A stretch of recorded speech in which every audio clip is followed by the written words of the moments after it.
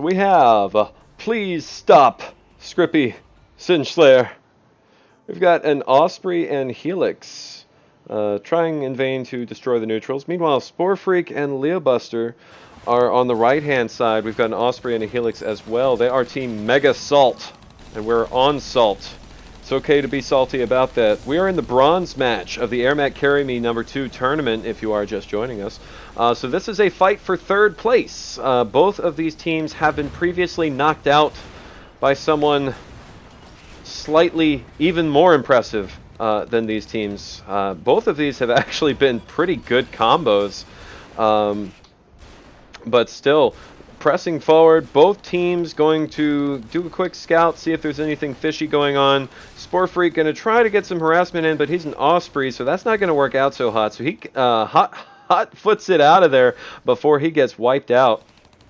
So they need just a little bit more infantry. There we go. But that outpost do start at 0 energy, so Liobuster just needs to kind of sit here and top off for a little bit before he can feel like a useful Warthog again. Sporefreak is going to try and leapfrog forward a little bit. Scrippy is going to leapfrog forward a little bit. Now, one of the key differences we notice here is that Sporefreak does not have a generator. Scrippy does have a generator. So we've got Osprey versus Osprey, Helix versus Hog. Helix is going to be really good for that air-to-ground damage. Hog is going to be really good for air-to-air and air-to-ground.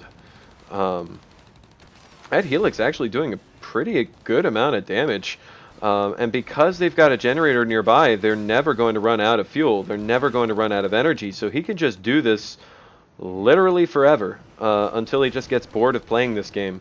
So what is Liobuster up to? He has set a couple of Buckies on the top outpost. Now Buckies have long range, and when you set them on a command, they will stop and fire. Liobuster does get taken down, getting a little bit too brave out there. But the joy of Buckies is if you put them on a command, they will continue to move in and shoot everything that comes into range. They can clear this whole pile of neutrals out without taking any damage. Just a couple of Buckies. And unfortunately, we haven't seen anyone do that yet this tournament until now. So Liobuster, a man after my own heart, building some Buckies and using them properly. So Green has taken the top outpost, so even though Carbon looks like they have an upper hand in that bottom engagement, Green has a massive advantage in this top engagement, and because this one involves an outpost, this is the one anyone should ever care about. But Liobuster does get taken out by Scrippy, I suppose. It's kind of unusual. I wasn't really expecting that. Because there's only a couple of tanks here is really all that the Carbon team has. This is not really the best time to be dropping mines. This is when you want to be socketing turrets, T-99s, T-45s, Tesla towers, maybe a lunchbox, and building tanks. Build units that attack, not mines. Why aren't you building units? And where is Liobuster? Where is your Hog? This is where you don't need to focus on the bottom. The bottom doesn't have an outpost. If you control the top, you win, period.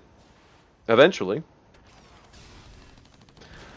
So, Sporefreak's trying. That generator is making this so hard, though, because Scrippy's an Osprey, so he can take the energy from the generator to heal the generator, and then use the rest of the energy to heal the tank. So, you know, what we're finding is that Scrippy is basically this pile of invincible Carbon stuff until someone comes in to help Sporefreak out, and Liobuster does not seem to be particularly interested in that proposition right now. He's much more concerned with this bottom confrontation.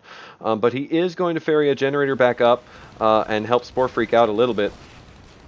Liobuster needs a heal, though, because there's a lot of tanks, and he's trying to take them on in the face. Sporefreak does socket that generator, which makes this outpost regenerate energy much faster, but so long as it's not under green control, that's not going to be too much of an advantage. So we need these armies on the bottom to do something. Now, green has enough of a unit advantage that they can just push straight forward. We'll see if they actually do that. Because we got 1, 2, 3, 4, 5, 6, 7 total tanks. 2, 4, 5, 6. Handful of Seekers, bunch of Ratchets, and an Osprey.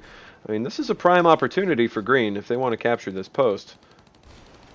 So sporefreak's jumping in there. Liobuster is still trying to get an edge on these tanks. I think he's going to have a much better time if he drops behind, though.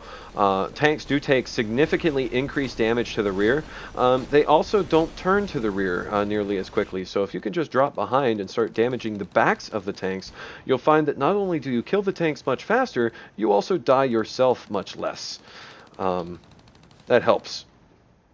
So sporefreak, unable to neutralize this outpost, loses both of those tanks, and so has set up artillery to try and start the long game, but he's not on a post. Carbon is. Carbon should have the advantage in this sort of confrontation, since they'll be easily able to ferry pick up and micro these units and have plenty of energy to do it with, in addition to Singeslayer with those missiles that apparently don't cost energy in the first place.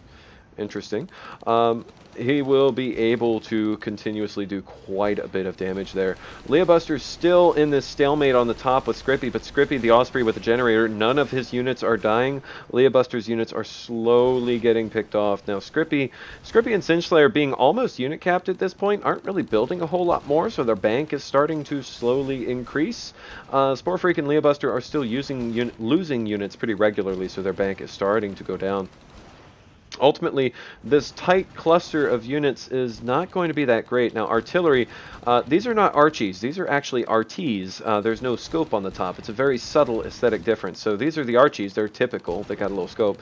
These are Arties. They have significantly shorter range, but they're going to do a lot more splash damage. And seeing as this has all been one tight concentric green clump, you'll find that improved splash damage is actually going to be pretty good in this scenario, and that Carbon might have a unit composition advantage here. So Liobuster still, Singeslayer with the air-to-ground rockets is going to be able to take out that Warthog, and then Scrippy still keeping everything healed up. So Green team is able to hold it toe for toe. I'm not going to say that Carbon team is flat out winning here, but they seem to have a composition that works better. They seem to have a strategy that's working better. They've got these clusters of units. They're not really moving them a whole lot, but that Osprey is not necessarily into moving. Osprey is a whole lot more interested in staying put. Now, Scrippy ferries this generator up, which he's going to. He'll be able to heal these units indefinitely. Sporefreak has a generator as well, so welcome to the endless tank battle. It doesn't have to end. Why would you want it to end? They're tanks. They're cool. And so Sporefreak is infinitely topped off on energy from his generator, but unfortunately his generator is a little bit too far back, so he actually does run low. He actually takes off to fly and put that back, and he's getting outgunned here. Scrippy just has more tanks and more things shooting, and more repair units helping out that Osprey. So without a second generator, Sporefreak is getting outgunned here. Scrippy has not lost any of these tanks, because that's the nature of this fight. You got Osprey versus Osprey, but with a little bit of miss micro there, does actually lose one Longhorn. So Scrippy's keeping all of these topped off. Liobuster drops in, doesn't quite know what to do. Now, this Osprey versus Osprey confrontation, you're just pitting Liobuster versus Singeslayer, and no offense to Liobuster, but Singeslayer is a significantly better player than Liobuster. That's kind of the point of this tournament, actually. So Singeslayer was able to overpower him in the top, take all those units out, and so now Carbon team owns the top. They have the advantage, and Scrippy's got the advantage in this bottom fight. So this is looking pretty good for Carbon team. It's not an absolute win, but Green team needs to completely reassess their strategy sometime in the next 30 seconds, or they will lose this unit clump as well. And as soon as that happens, they have lost the game, because that's pretty much all they have left. This is the last bastion of Green defense. So Sporefreak, doing a moving retreat, needs to top off his Warthog. That Warthog is the best tank you've got. You might as well keep him healed. Now, as they are falling back over a cover of heavy mines, so this isn't necessarily Carbon's best idea to push forward. They are going to take the lockbox. They do have the top outpost. So really what Carbon's going to do once they lock this down, rather than push forward, it's probably in their best interest to redirect and go north instead and try to do some drops. Scrippy's pretty well able to hold this on his own at this point. He's got the generator support. Liobuster's got generators as well, so actually with a couple more generators, Green team could wrestle this away, because that Warthog does so much damage, and if he never runs out of energy or health, that's going to be intense. So green team, if they got a couple more generators, they could use the extra DPS ability. The Warthog is going to be so much more useful when you compare it to that Helix. So actually, Liobuster definitely carrying his weight here. Singeslayer trying to do the air-to-ground. Liobuster just out of range of the generators, needs to fall back or he's going to get killed.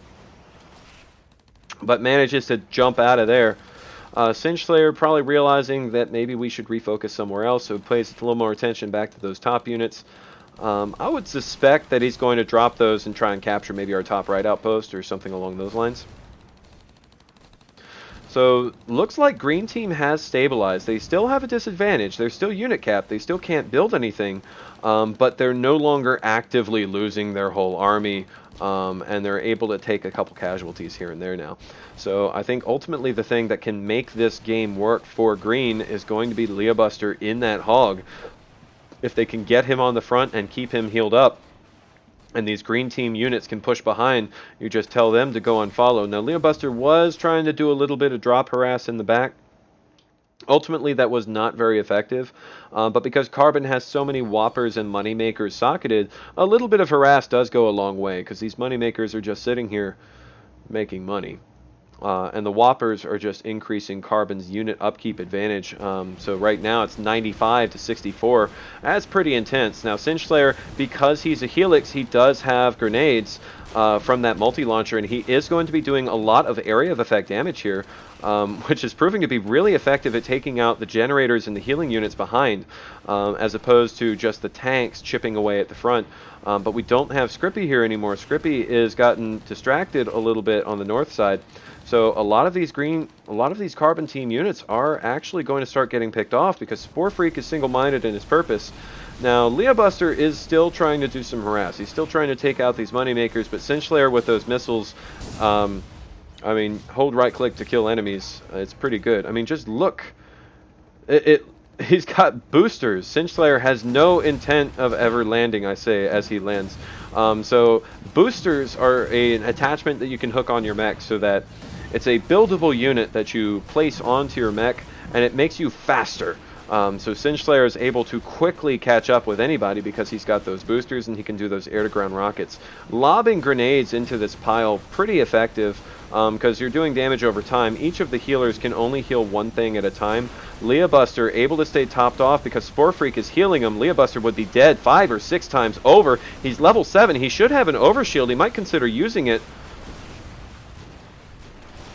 Accidentally picks up a mine, but he does survive. Unfortunately, Scrippy is right there healing up all of these things in the background, so he's putting all that frontal damage into the Goliath. He does take out a couple of tanks, but ultimately he's not able to really muscle his way through there. I think green team needs a couple more generators, needs to abuse the crap out of this Warthog, because Carbon team putting in some extra Berthas as well, so they've got a very good long-range late-game composition, lots of splash damage.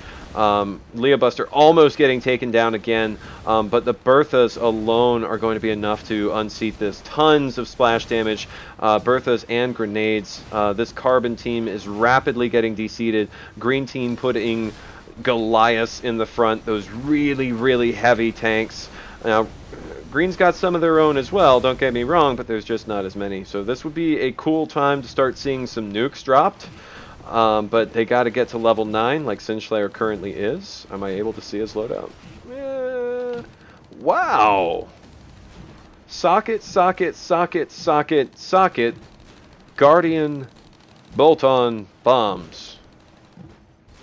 Now that's an Osprey loadout for you.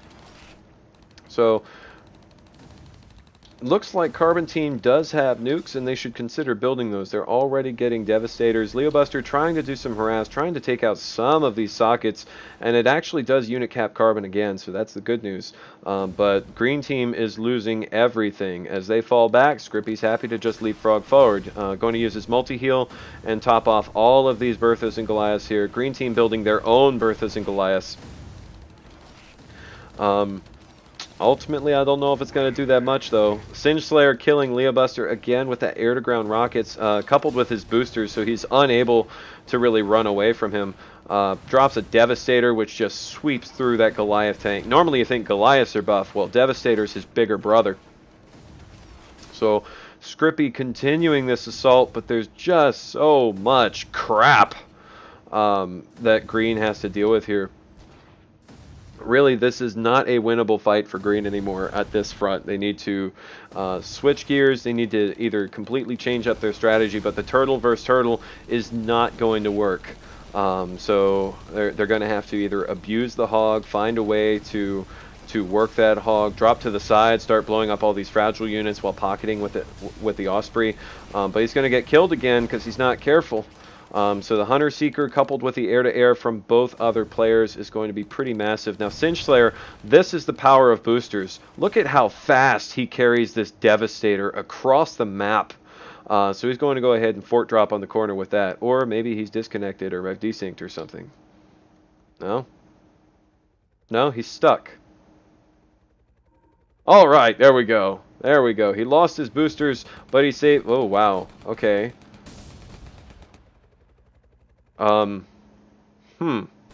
Anyway, that Devastator's having a wacky time right now. He's definitely trying acid. But Devastator versus Fort, we can see that damage ticking down. The Sporefreak's going to be way too busy to deal with this. Liobuster is way too... Alright, I can't think of a word. Liobuster's also not dealing with it. So that Devastator is going to... Well, actually... Heck, Singeslayer is going to ferry more Devastators. You've got 2 Devastators on your fort, and you are not dealing with this? Singeslayer carrying more tanks over. Neither Green Team player is responding to this. They just really love mid-fight. Okay. I mean, if you'd prefer to lose, you can, but, I mean, neither... Okay. I guess Liobuster's thinking maybe he can turn this into a base race, but he doesn't have any infantry, and he might get killed by some of these neutral seekers as well. Singeslayer's just going to sit here with his 2 Devastators, Goliath, and a Longhorn on a fort. So the fort is at like 1/10 health before anyone comes to respond, so that'll be game. Alright. Fort drops are pretty good if no one ever does anything about them, so yeah. But that is game 1. We'll move on to game 2. And we'll see where it goes. See how it progresses. That was pretty unspectacular. But hey, let's go with it.